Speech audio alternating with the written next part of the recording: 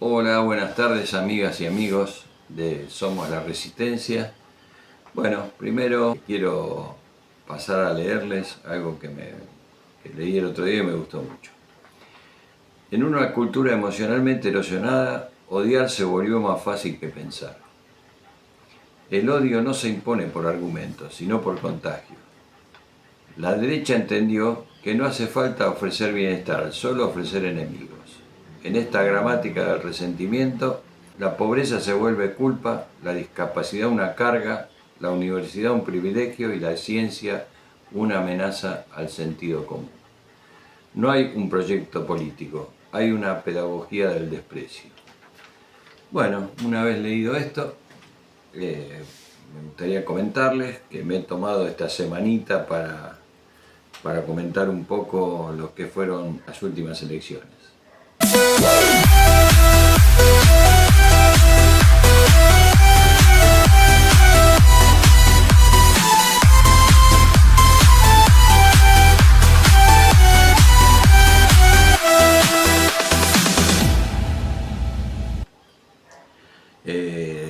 Un resultado que la mayoría de la gente no esperaba. Se esperaba un triunfo, por lo menos en provincia, de la oposición, de Fuerza Patria, pero para mí, para mi forma de ver, pese a todo, fue un gran trabajo de Milei, que salió a recorrer casi todo el país, hablándole a la gente, a su gente. Endureció el discurso, le habló a los propios y bueno, y por lo menos en provincia de Buenos Aires logró revertir una elección que le había sido muy esquiva. Lo primero que me viene a la mente es que peronismo siempre le costó las elecciones intermedias, las elecciones legislativas siempre le fueron esquivas. Lo que más recuerdo me trae es el triunfo del Colorado de Narváez sobre un Néstor Kirchner empoderado en el año 2009. Así que no me llama mucho la atención que en estas elecciones haya perdido el peronismo a las intermedias. Lo que me llama la atención es, y me gustaría compartirlo con ustedes, es ponernos a pensar si en realidad la gente sabe qué votó. Si lo vota a Milei porque es un fuera de la política, o si lo vota sabiendo que Milei es menos Estado, ¿no? Milei es menos educación, Milei es menos salud, Milei es menos jubilación, Milei es reforma laboral, es represión a los manifestantes que no están de acuerdo con algunas medidas. Me llama la atención eso, si la gente en realidad votó eso o votó una nueva manera de hacer política, ¿no?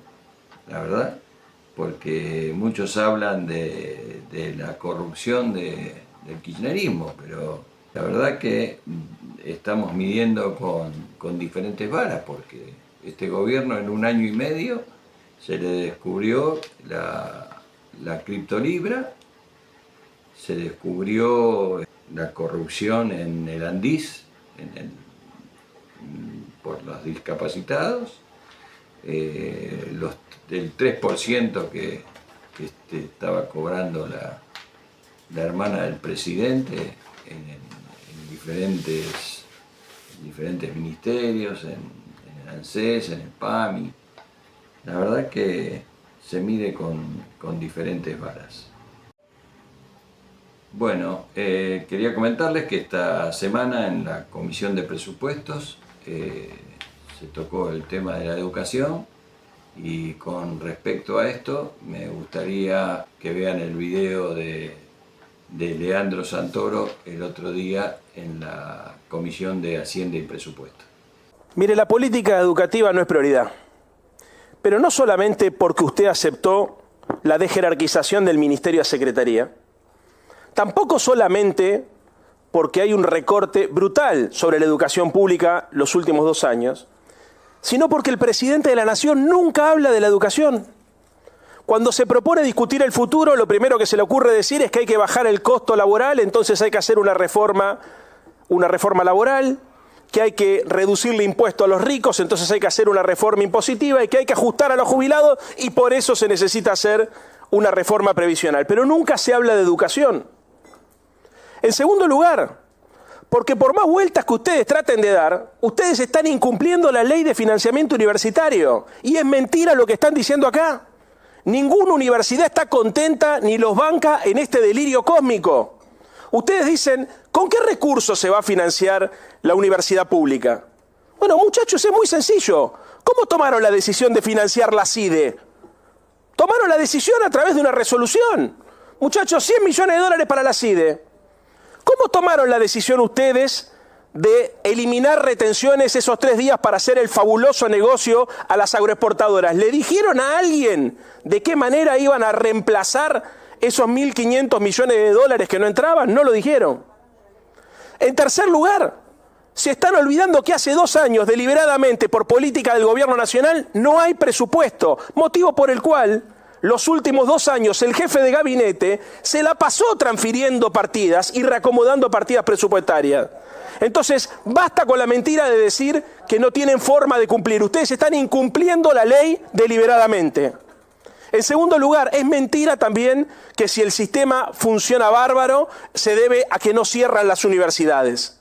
Miren, el sistema funciona gracias a la vocación de servicio del personal docente, del personal no docente y a la lucha del movimiento estudiantil argentino.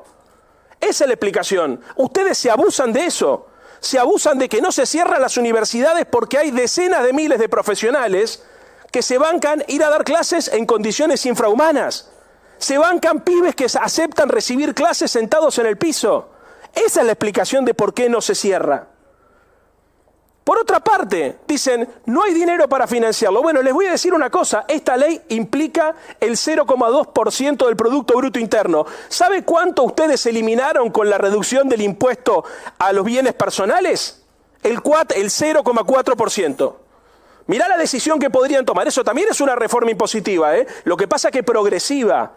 Cobrarle a los que tienen mayor capacidad contributiva para financiar una política pública que garantiza la movilidad social ascendente. En otro orden de cosas, ustedes fundamentaron el ajuste sobre la educación superior diciendo que había corrupción. Y la verdad, tal vez haya corrupción. A mí me sorprendió muchísimo, por ejemplo, que a alguien se le ocurra meter la mano en una caja que estaba destinada a financiar los remedios para las personas con discapacidad. Si hubo corrupción en Andis, puede haber corrupción en cualquier lugar. La pregunta que yo les quiero hacer a ustedes es, ¿encontraron? ¿Hicieron denuncias penales? Y se los digo en serio, no es una pregunta retórica. ¿Encontraron algo? ¿Le dijeron a la sociedad? ¿Hicieron alguna denuncia pertinente?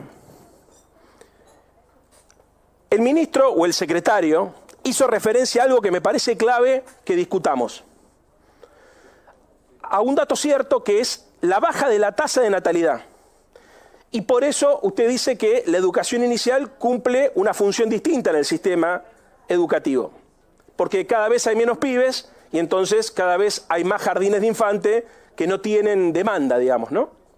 Muy bien, le agrego otro dato, secretario, que también está aumentando la expectativa de vida. ¿Y esto qué significa? Que el gobierno argentino no puede ser observador neutral frente a lo que a todas luces va a ser una tragedia.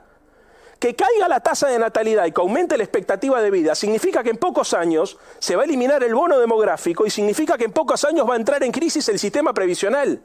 Los gobiernos serios en el mundo no se lamentan frente a la caída de la tasa de natalidad, tratan de entender por qué las parejas jóvenes no tienen pibes. Y yo le voy a decir por qué, porque es un tema que estoy estudiando. Hay muchos factores, muchos que tienen que ver con el orden subjetivo, ¿no? Personas que directamente no quieren tener el compromiso de tener un hijo. Pero mucha gente, muchas familias y fundamentalmente muchas madres jóvenes o muchas potenciales madres jóvenes toman la decisión de no tener hijos porque saben que como está la estructura económica argentina y con lo caro que sale mantener una guardería o una escuela infantil, el resultado de tener hijos es que ellas se quedan en su casa cuidando a sus hijos como se quedaron cuidando a sus hermanos y se frustra su proyecto de vida. Por eso es imprescindible invertir en la educación inicial. Y es exactamente al revés de lo que usted dijo. Usted tendría que poner más plata ahí. Porque la lógica del sistema es que lo que no se hace en la educación inicial, no se hace después, no simplemente lamentarse.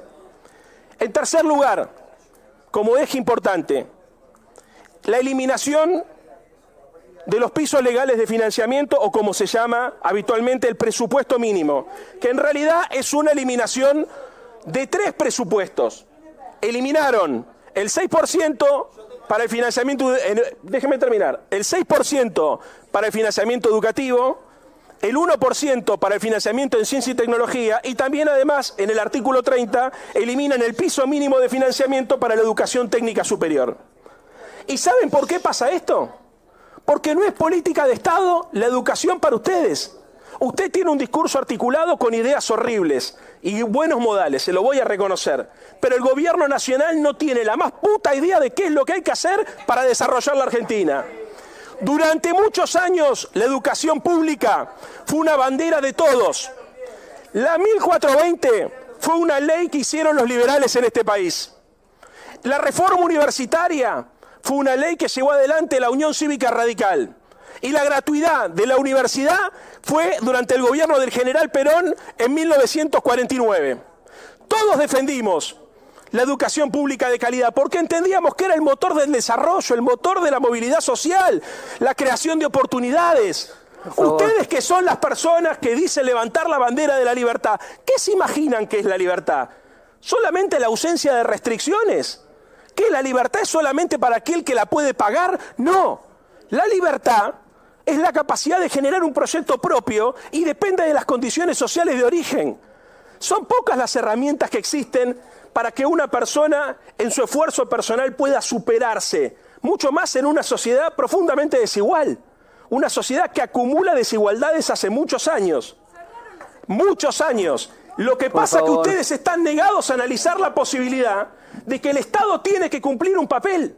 Creen que todo se lo tiene que resolver el mercado. ¿Y sabe cuál es el problema? Que el mercado por sí solo no garantiza oportunidades. Es más, el esfuerzo individual solamente no garantiza el éxito, es muy importante, pero se requiere también que haya una colaboración social, que haya una intervención pública, que haya un Estado que ayude a nivelar los pisos de desigualdad, que ayude al que esté más abajo, que lo integre. Y eso va directamente en contra de la lógica que ustedes sostienen desde el 10 de diciembre del año 2023, que es que tienen que destruir el Estado. La única política pública que el presidente Milei se animó a decir en público de la educación en nuestro país fue la aberración de los vouchers, que implicaba la privatización del sistema, del tema que todavía no han hecho ninguna referencia. Y se los digo porque yo tengo claro que las elecciones del domingo pasado les habrá dado a ustedes la sensación de que tienen una carta blanca para hacer cualquier cosa. Pero las elecciones de este último domingo no le dieron a ustedes la potestad de reformar el conjunto del contrato social argentino. No representaron al total de los argentinos, ni siquiera representaron a la mitad, representaron al 40%. Y estoy seguro que incluso dentro de ese 40%, un sector del electorado republicano y democrático que no acompaña a las posiciones nuestras, pero que tampoco acompaña este tipo de locuras, les está exigiendo que se tomen en serio la necesidad de financiar la educación pública para garantizar la igualdad de oportunidades y el desarrollo sustentable de nuestro país. Bueno, después de escuchar a Leandro Santoro, me gustaría hablarle a los compañeros que se van echando la culpa unos a otros. Creo que no es el momento ni de echarnos la culpa unos a otros, ni de hacerlo público. Es momento de hacer un gran plenario nacional del Partido Peronista. Y escuché a la presidenta, a Cristina, hablar de que las elecciones se perdieron por el desdoblamiento. Nadie nos garantiza que si no hubiésemos desdoblado, el peronismo hubiese ganado la elección nacional. Lo que sí tenemos claro es que con el desdoblamiento se mantuvo y se jerarquizó el gobierno de la provincia de Buenos Aires. Así que Creo que los compañeros tenemos que hacer una introspección y hablarnos cara a cara, y me parece que es hora ya de que muchos compañeros se acuerden del dicho de Perón, que primero está la patria, segundo el movimiento y por último los hombres, y empiecen a dar un paso al costado y hacer una renovación del peronismo. El peronismo necesita nuevas caras para este tiempo que se viene. Tenemos que empezar a leer lo que está sucediendo en esta época. Creo que es muy importante ayornar al peronismo a la época actual. Bueno, antes de pasar al video siguiente que te quiero mostrar, llegó el momento del mangazo. Si te gustó el video, le des dedito para arriba, un me gusta, que te suscribas, que lo compartas, y quiero agradecer a toda la gente que se suscribió, que para mí es mucha por ser un canal nuevo, a toda la gente que comenta. Tengo muchos comentarios. Les pido a los amigos libertarios que comenten con total libertad, lo que traten de no faltar al respeto, porque yo creo que siempre les hablo con el mayor de mi respeto y doy mi punto de vista. No es nada más que eso. No soy político, no soy nada, así que no tienen que faltarme el respeto. Teniendo una discusión amena, llegaremos a mejores puertos. Bueno, ahora para los compañeros, para que se vayan distendiendo un poco, te voy a pasar este video de la Negra Bernacchi. En primer lugar, no se desespere. Y en caso de zafarrancho, no siga las reglas que el huracán querrá imponerle. Refúgiese en la casa y asegure los postigos una vez que todos los suyos estén a salvo. Comparta el mate y la charla con los compañeros, los besos furtivos y las noches clandestinas con quien le asegure ternura. No deje que la estupidez se imponga. Defiéndase. A la estética, ética. Esté siempre atento. No les bastará empobrecerlo y lo querrán someter con su propia tristeza. Ríase estentoriamente. Mófese. La derecha está mal cogida. Será imprescindible cenar juntos cada día hasta que la tormenta pase. Son cosas simples, sencillas, pero no por ello menos eficaces. Diga hacia el costado buen día, por favor y gracias, y la concha de tu madre cuando lo soliciten desde arriba. Tírele con lo que tenga, pero nunca solo. Ellos saben cómo emboscarlo en la desprevenida soledad de una tarde. Recuerde que los artistas serán siempre nuestros, y el olvido será feroz con la comparsa de impostores que los acompaña. Todo va a estar bien, si me hace caso. Sobreviviremos nuevamente. Estamos curtidos. Cuidemos a los pibes que querrán podarlos. Solo es menester bien pertrecharse y no escatimarnos amabilidades. Deberemos dejar a mano los poemas indispensables, el vino tinto y la guitarra. Sonreírles a nuestros viejos como vacuna contra la angustia diaria. Ser piadosos con los amigos. No confundir a los ingenuos con los traidores. Y aún con estos, tener el perdón fácil para cuando vuelvan con las ilusiones forriadas. Aquí nadie sobra. Y eso sí, ser perseverantes y tenaces. Escribir religiosamente todos los días, todas las tardes, todas las noches, aún sostenidos en terquedades, si la fe se desmorona. En eso no habrá tregua para nadie. La poesía les duele a estos hijos de puta. Bueno, amigas y amigos, un poquito de humor para distendernos, y los espero para el próximo video. Les agradezco mucho si llegaron hasta acá, hasta el final, y les vuelvo a decir que le den al dedito para arriba, que compartan, que se suscriban y que comenten, que para mí es lo más importante de todos. de un ciudadano común como yo para un ciudadano común como vos. Muchas gracias. Y lo principal, compañeros, no se olviden que el peronismo nació de la resistencia. Hasta el próximo video.